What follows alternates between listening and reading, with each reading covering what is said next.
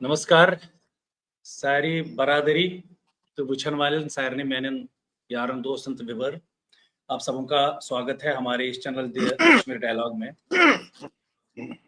जैसा आपको पता ही है कि आज हमारे एक social activist doctor Ramesh Raina ji, जो ऑल इंडिया कश्मीरी समाज के प्रेसिडेंट भी हैं, किसी मोहताज नहीं है किसी तारुफ के। पहले भी हमने इनको एक बार अपने इस यूट्यूब चैनल पे उनसे बात की थी, फेसबुक चैनल पे उनसे बात की थी। तो आज उनको हमने फिर दावत दी है। डॉक्टर रमेश रैना जी, आपका हमारे चैनल में बहुत बहुत स्वागत। नमस्कार डॉक्टर साहब। नमस्कार डॉक्टर साहब, आपको मेरी आवाज आ रही है? हाँ डॉक्टर साहब, जैसा कि मैंने दर्शकों को ये बिल्कुल बताया आ रही कि है। हाँ बताइए जी, कि जैसा कि हमने व्यूअर्स को ये बताया है कि पहले भी हम आपको लाए हैं और सोशल एक्टिविस्ट हैं, बहुत काम किया है आपने हमारे कश्मीरी समाज का जब से विस्थापन हुआ है। तो आज मुझे बताइए कि अभी 2-3 दिन पहले आप और आपके साथ जो कश्मीरी पंडित ग्लोबल डायस्पोरा था और संपूर्ण कश्मीर आए थे और आपने जम्मू में एक प्रेस कॉन्फ्रेंस की थी। तो मुझे बताइए कि ये जो प्रेस कॉन्फ्रेंस आपने की, क्या था उसका मुद्दा और क्या रीजन था इस प्रेस कॉन्फ्रेंस का, डॉक्टर साहब?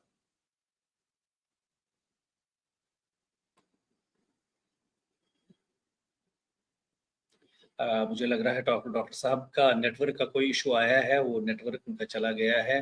कोई बात नहीं, हम 1 मिनट उनको जब तक वो सेट होते हैं तब तक हम ये बात करेंगे कि अभी 2-3 दिन पहले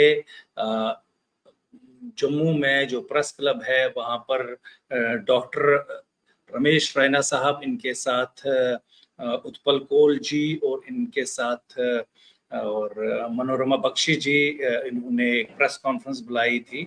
उसी से रिलेटेड हम डॉक्टर साहब से बात कर रहे हैं। डॉक्टर साहब, हाँ, मेरा आपका नेटवर्क का कुछ इशू हुआ था। तो डॉक्टर साहब मुझे बताइए कि ये जो प्रेस कॉन्फ्रेंस अभी आपने 3 ऑर्गेनाइजेशंस मिलके, जिसमें उत्पल कोल साहब और मनोरमा बख्शी भी थी, तो क्या मेन ये प्रेस कॉन्फ्रेंस किस चीज को आपने एड्रेस करना था? जी डॉक्टर साहब। ऐसे बोलो, कांट हियर यू, ऐसे बोलो। डॉक्टर साहब, आप सुन पा रहे हैं? आवाज आ रही है आपको? आवाज नहीं आ रही है। मेरी आवाज नहीं आ रही?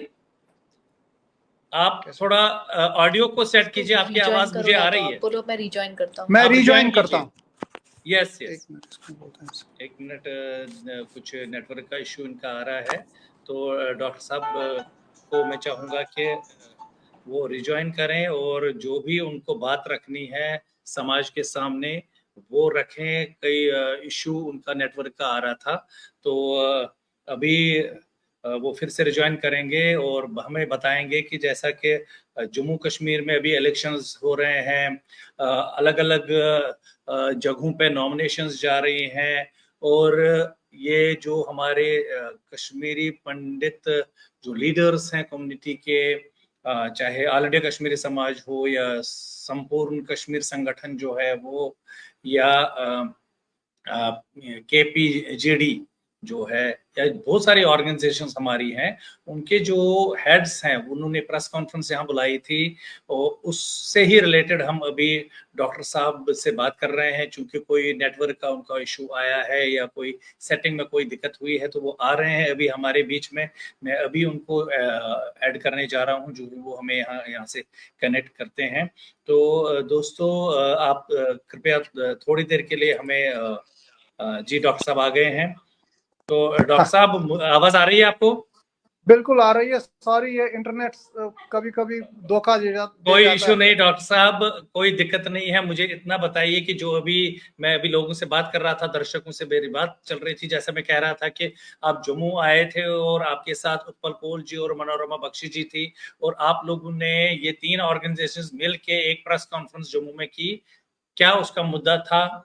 किससे रिलेटेड प्रेस कॉन्फ्रेंस से, डॉक्टर साहब? देखिए, प्रेस कॉन्फ्रेंस का ऑब्जेक्टिव क्या है, इससे पहले मैं कुछ चीजें आपको बताना चाहूंगा। सबसे पहले हमें ये देखना है कि पिछले 35 साल से हम रनिंग एग्जाइल में हैं। और इस रनिंग एग्जाइल में ऐसा हुआ है कि कश्मीरी पंडितों को धीरे धीरे इरेलीवेंट किया जा रहा है। और इस इरेलीवेंस के चलते हुए जो हमारे इश्यूज है, रिवर्सल ऑफ जेनोसाइड या रिवर्सल ऑफ एग्जाइल, ये ठंडा पड़ गया है। तो कुछ चीज़ें हमारे सामने आती है। सबसे पहले एक चीज़, अभी पार्लियामेंट्री इलेक्शन हाल ही में 5-6 महीने पहले हुआ था और उसमें कश्मीरी पंडितों ने बढ़ चढ़ के हिस्सा लिया था। और जो जी गृह मंत्री जी ने, उन्होंने एक स्टेटमेंट दे दिया था कि 40% कश्मीरी पंडित्स ने वोट डाला। और जो इस बार जो स्टेट गवर्नमेंट में, जो अभी स्टेट में इलेक्शंस हो रहे हैं, आप ये मान के चल लीजिए, अगर ये जी 40% वोट डालेंगे वहां पर, और जी 40% का वोट है कि क्योंकि वॉल्यूम जो है यहाँ पर वोट का कम है, 500 से 1000 कश्मीरी पंडित किसी भी कैंडिडेट का फ्यूचर बना सकते हैं, बिगाड़ सकते हैं, क्योंकि विक्ट्री मार्जिन बहुत कम होता है इसमें। ये तो एक इशू है, ये तो एक चीज़ है। और दूसरा सबसे इम्पोर्टेंट चीज़ है कि हमें अब 35 साल के बाद एक बहुत आगे चल के सोचना है, और वो सोच ये है कि हमें कश्मीर कनेक्ट की ओर जाना है। हम कश्मीर के साथ कैसे कनेक्ट कर सकते हैं अपने जी आप को। तो जी 2-3 रास्ते हैं उसमें। सबसे पहला रास्ता ये है कि आज भी हमारी जो हिंदू सिविलाइजेशन कश्मीर में है, वो आज भी वहाँ पर है। हमारे जी मंदिर हैं, हमारे स्पिरिचुअल सेंटर्स हैं, हमारे श्राइन्स हैं, आज भी है वहाँ पर। लेकिन उन स्पिरिचुअल सेंटर्स, उन टेम्पल्स को लुक आफ्टर करने के लिए हमारे पास जो होने चाहिए थे वो है नहीं। और दूसरा माध्यम जो है पॉलिटिक्स के माध्यम से। और पॉलिटिक्स के माध्यम से जब इलेक्शन आ रहा है, तो इलेक्शन में अगर हम अपनी प्रेजेंस को फील करा सकते हैं, तो इस प्रेजेंस के माध्यम से हमें एक कश्मीर कनेक्ट का एक सबसे पहला फर्स्ट स्टेप मिल जाएगा उस ओर जाने में। जी ये बात भी सही है कि जो कश्मीरी पंडित है अब 35 साल के बाद उतना एंथ्यूज नहीं है जितना वो पहले था। लेकिन ये बात भी सही है कि अभी हाल ही में एक सर्वे हुआ है, उस सर्वे में ये पता चला है कि 67 कश्मीरी पंडित जो है वो चाहते हैं कि हम कश्मीर जाए। 67। और ये मान के भी आपको खुशी होगी कि कम से कम 68% कश्मीरी पंडितों की प्रॉपर्टी वहां पर इंटैक्ट है, उन्होंने बेची नहीं है। तो ये भी एक पॉजिटिव साइन है। तो जो हमारी कश्मीरी पंडित ऑर्गेनाइजेशन है, हमारे पास एक चुनौती भी है और एक चेतावनी भी है। चुनौती ये है कि अगर हम इस इशू को एड्रेस नहीं करेंगे तो कश्मीरी पंडित इरेज हो जाएगा from the socio psychological memory of Kashmir. और जब हम प्रेस कॉन्फ्रेंस लेके गए तो प्रेस कॉन्फ्रेंस में ये सब चीज़ें हमारे दिमाग में थी, और इसके चलते हुए हमने जो पॉलिटिकल पार्टीज वहां पर है उनको पोजर्स दे दिए, उनको सवाल पूछा, उनको कटघरे में जमा कर दिया कि भाई आप इलेक्शन तो लड़ रहे हैं, आपने कश्मीरी पंडितों के लिए छुटपुट लॉलीपॉप रखे हैं, लेकिन जो ब्रॉड क्वेश्चन ये है कि आप उनका स्ट्रक्चर्ड रिलीफ एंड रिहेबिलिटेशन कैसे करेंगे। और इस मुद्दे पे सबने चुप्पी साधी है। इतना ही नहीं, सुप्रीम कोर्ट की जो लार्जर जजमेंट है, सुप्रीम कोर्ट की लार्जर जजमेंट ये बताती है कि वहां पर एक ट्रूथ कमीशन का गठन किया जाए। और ट्रूथ कमीशन का गठन का मतलब है कि प्यूनिटिव एक्शन होनी चाहिए, किसी को अकाउंटेबल बनाना चाहिए कि भाई कश्मीरी पंडितों को किसने निकाला। और अगर सुप्रीम कोर्ट ये बताता है कि भाई आप ट्रूथ कमीशन बना लीजिए, तो इस चीज पे भी चुप्पी साधी है, कोई इसको ओन नहीं कर रहा है कि कश्मीरी पंडितों को क्यों वहां से निकाल दिया। और ये मेजर इश्यूज हमारे पास थे प्रेस कॉन्फ्रेंस एड्रेस करने के लिए। जी जी। तो मेनली यही इश्यूज थे आपके। तो आपको क्या लग रहा है कि जिस हिसाब से अभी कश्मीर में इलेक्शन चल रहे हैं, जैसे कि आपने भी पार्लियामेंट से के बारे में बताया कि अभी कुछ टाइम पहले ही पार्लियामेंट के इलेक्शंस हुए, उसमें भी कश्मीरी पंडित का कहीं मुद्दा नहीं था। अभी जो असेंबली के इलेक्शंस हो रहे हैं, इसमें एक दो पार्टीज जो हैं उन्होंने थोड़ा सा अपना मैनिफेस्टो दिया है। एक ने बोला है कि नाम मैं नहीं लूंगा पार्टीज का, कि हम 2 रूम सेट इनके लिए बनाएंगे, और एक ने बोला है कि इनको जो हम ऑनर के साथ कश्मीर वापस ले आएंगे। तो आपको क्या लग रहा है, ये जो भी मैनिफेस्टो आ रहे हैं या सारा, आपको क्या लग रहा है, आईवाश है कश्मीरी पंडित के लिए? देखिए, मैं आपको बताऊंगा 2014 में जब भारतीय जनता पार्टी की सरकार बनी, तो जो उस वक्त के राष्ट्रपति प्रणब मुखर्जी थे, उन्होंने जब पार्लियामेंट में जब भाषण दे दिया उन्होंने सरकार की ओर से, तो उसमें वहां पर अहम ये था कि हम कश्मीरी पंडितों का पुनर्वास करेंगे, कश्मीर में रिहेबिलिटेशन करेंगे। 2014 को लेके अब 2024 हो गए, कोई भी इसमें मूवमेंट नहीं हुई, कुछ भी नहीं हुआ। तो ऐसे में चलते हुए हमें ये लगता है कि ये सिर्फ स्लोगन्स ही रहेंगे।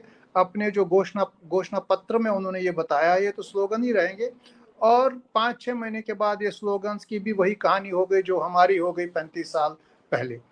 और इसमें सबसे जो डरावना चीज़ है, जो हमें जो जो बहुत कुछ हमें ठीक नहीं लग रहा है, वो है जैसे चंद पॉलिटिकल पार्टीज ने एक नामीकरण करने का कोशिश किया है। जैसे शंकराचार्य को कोहिमरान बताने की कोशिश की है, और हरि पर्वत को क्या कहते तख्त कोहिमरान बना दिया है तो हरि पर्वत को, और तख्त सुलेमान बताते हैं कि हम शंकराचार्य को बताते हैं। तो इसका मतलब है कि कश्मीर इस्लामीकरण की ओर जा रहा है।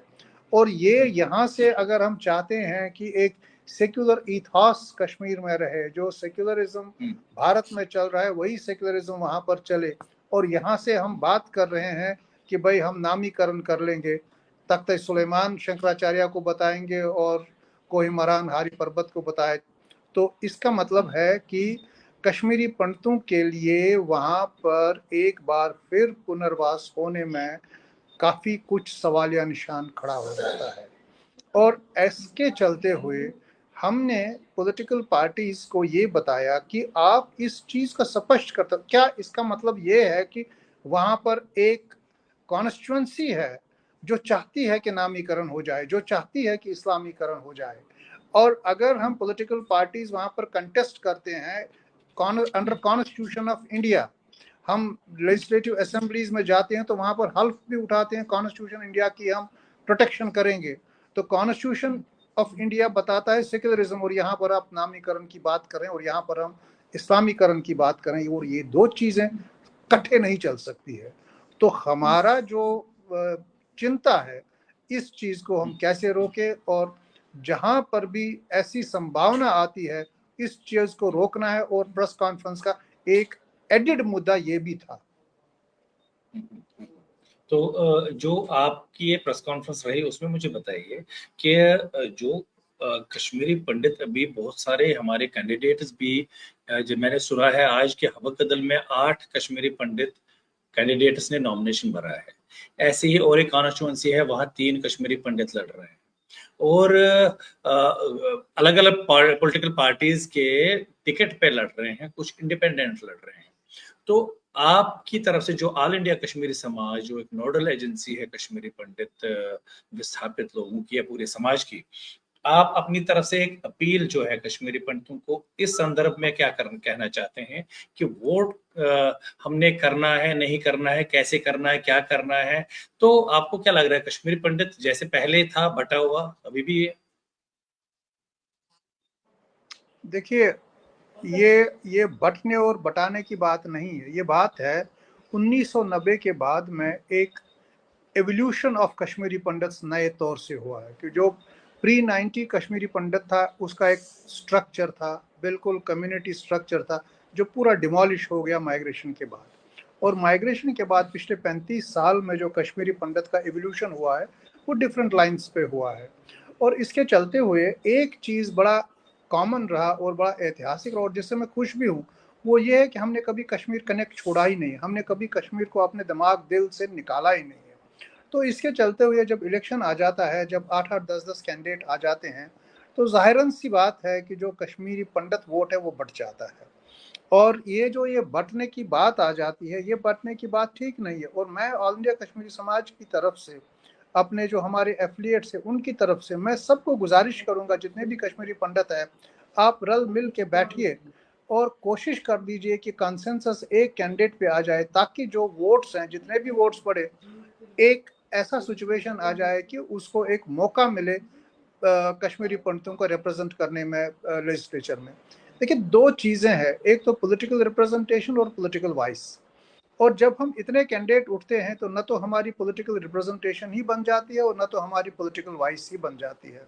तो अगर हम चाहते हैं सीरियसली कि हमारी पॉलिटिकल वॉइस हो, अगर हम चाहते हैं तो भाई हमारी पॉलिटिकल रिप्रेजेंटेशन लेजिस्लेचर में हो, तब हमें कुछ ना कुछ करना होगा। तब हमें ऐसा करना होगा कि हमें मिल के बैठ के कोशिश करना चाहिए कि एक आदमी पे कंसेंसस हो जाए, ताकि कम से कम एक आदमी अगर अंदर जा सकता है तो कश्मीरी पंडितों की बात आ सकती है, उठ सकती है, और बहुत सारे चीज जो वहां पर डिस्कस हो सकते हैं। नहीं तो फिर ये एक और कहानी सही। बिल्कुल डॉक्टर रमेश रैना जी, आपने जो बात ही बताई कि एक कैंडिडेट पे कंसेंसस होना चाहिए, क्योंकि जब मैंने गदल के बारे में सुना 8 बंदे आए हैं, कोई दिल्ली से आया है, कोई जम्मू से गया है और आया, नॉमिनेशन भरा, उठा और निकला। ये मुझे पता है कि वहाँ कैंपेनिंग नहीं कर पाएंगे, अगर करेंगे तो किससे कैंपेनिंग करेंगे, कहाँ कर पाएंगे। तो एक कंसेंसस हो जिससे जो हमारे एक बंदा जो है कम से कम वो तो लेजिस्लेशन में जाए, जैसा आपने कहा है। तो इसके अलावा बहुत सारे जो हमारे मुद्दे हैं कश्मीरी समाज में, पॉलिटिकल मुद्दों के साथ साथ जो सोशल मुद्दे हैं, जिसमें मैं एक बात आपसे करना चाहता हूँ कुछ दिनों से मैं, क्योंकि आपने समाज में ग्राउंड पे काम किया है। जो हमारी एक इशू शुरू हुआ है कम्युनिटी में, बहुत गंभीर विषय है, हालांकि लोग इसको थोड़ा सा इजीली ले लेते हैं, लेकिन गंभीर विषय है जो मैं आपसे राय लेना चाहूंगा कि हमारे यहाँ जो मैरिजेस हैं कश्मीरी पंडितों में, एक तो इंटरकास्ट मैरिजेस हो रही हैं बहुत ज्यादा, और दूसरा लेट मैरिजेस हो रही है। इसका क्या कारण है, रीजन क्या है कि जिस वजह से एक तो लेट में मैं बहुत सारे, अब लोग मुझे, मैं देखता हूँ कि फेसबुक पे, इंस्टाग्राम पे, वो अपने बच्चों के जो 36 36 37 37 38 38 साल के हुए हैं, एजुकेटेड हैं, अच्छे जॉब्स में काम कर रहे हैं प्राइवेट सेक्टर में, लेकिन लड़की नहीं मिल रही है या लड़की को लड़का नहीं मिल रहा है। ये एक बहुत इश्यू है हमारे समाज में। इसके लिए आप कैसे देखते हैं, इसके लिए क्या आप कर सकते हैं एज ए देखिए ऑल इंडिया कश्मीरी समाज प्रेसिडेंट जी? देखिए जैसे आप बताते हैं कि इंटरकास्ट मैरिज में दो चीजें हैं। एक तो बड़ा इंपॉर्टेंट चीज है, वो है वर्क बेंच रिलेशनशिप और economic factor. Work bench relationship का मतलब ये है कि अगर हमारी कश्मीरी पंडित लड़की यहाँ पर इस बेंच पे काम कर रही है और दूसरे डेस्क पे दूसरा काम कर रहा है, इस लड़की को पता है मेरे को 2 लाख सैलरी है, इसकी भी 2 लाख सैलरी है, 4 लाख सैलरी मिला के हमारी इकोनॉमी अच्छी तरह से चलेगी। और इस जो ये वर्क बेंच रिलेशनशिप को, इसको आप स्टॉप नहीं कर सकते हैं। क्यों? क्योंकि हम उस एरिया में घुसे हैं, उस जगह घुसे हैं जहां पर कल्चरल और क्रॉस कल्चरल करंट्स क्रॉस करती है। तो ऐसी सिचुएशन में जब एक लड़का या लड़की एक मेच्योर एज अटेन करता है, उसका एक अपना थॉट प्रोसेस होता है, उसका एक अपनी थिंकिंग हो जाती है, और वो जो थिंकिंग है वो दो चीज़ों पे ड्रिवन होते हैं। It's driven by two things, एक तो इकोनॉमी और दूसरा वर्क बेंच रिलेशनशिप। जैसे मैंने बताया, इसमें इमोशनल कंपोनेंट थोड़ा कम होता है। जैसे पुराने ज़माने में भी मैरिजेस होती थी, लव मैरिजेस होती थी, लेकिन उसका that was driven by emotional component, that was not driven by economic factors. लेकिन ये जो है ये इकोनॉमिक फैक्टर्स पे, इसमें जो बहुत ही इम्पोर्टेंट चीज़ है वो ये इम्पोर्टेंट है कि दैट हमें बच्चों को, जो फैमिली में हम बच्चे हम पढ़ते हैं, हमारे साथ रहते हैं, उनको एक एहसास दिलाना है कि this freedom is at a great cost. अगर हम यहाँ पर जी रहे हैं, that it is at a great cost and we have to save our community. क्योंकि आप ये देख लीजिए, कुछ कम्युनिटी ऐसी है कि अगर वो कम्युनिटी के बाहर मैरिज करते हैं तो उनको उनको तनख्वाह करते हैं, they excommunicate them from the community. खैर वो तो संभव हम में नहीं है, लेकिन एक आइडिया देना चाहिए हमें, एक इंट्रोस्पेक्शन पे जाना चाहिए, और बच्चों को right from the day one हमें उनको वो कहानियां बतानी है कि भाई हमें कैसे मारा गया, हमें कैसे काटा गया, हमें कैसे निकाल दिया गया और क्या कर। इससे जो है, इससे बहुत सारा असर पड़ता है। और we have to tell them that we are a small number of people and we have to get married within our own community. ये हो गया as far as intercaste marriages are concern.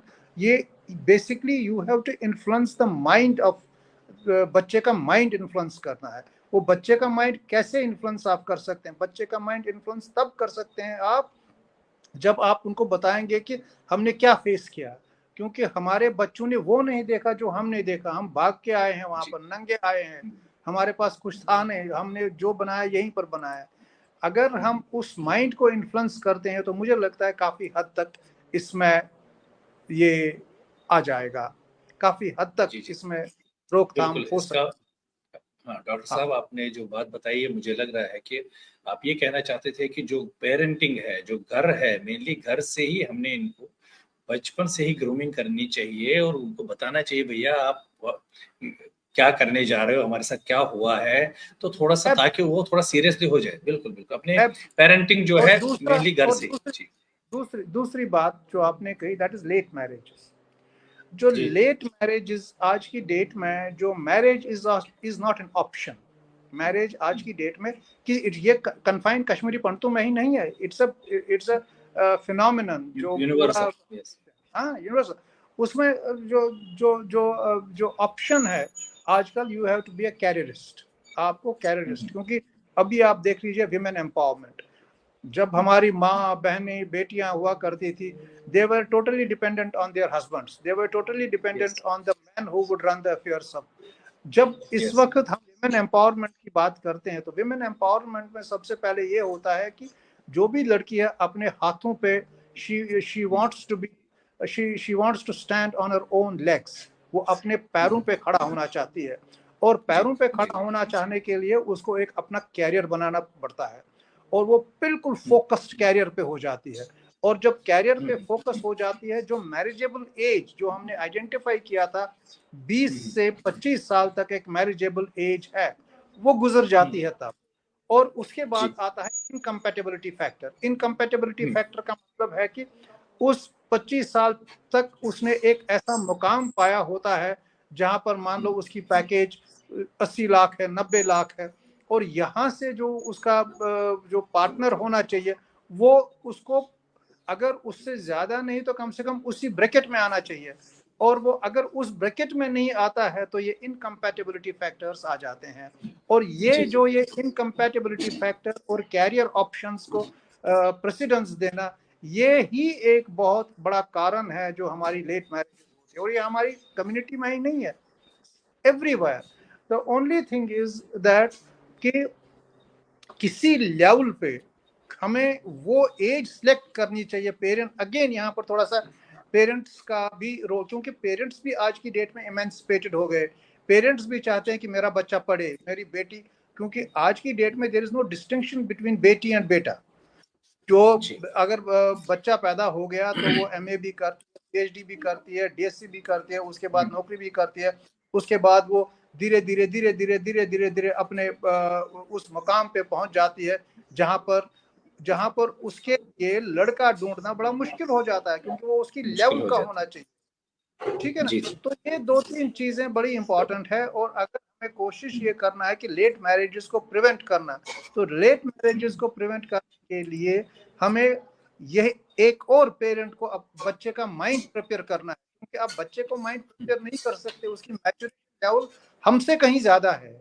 क्योंकि जी, जी। आजकल as of technology है, और as of technology में बच्चा काफी ज्यादा उसको आइडिया रहता है जिंदगी का।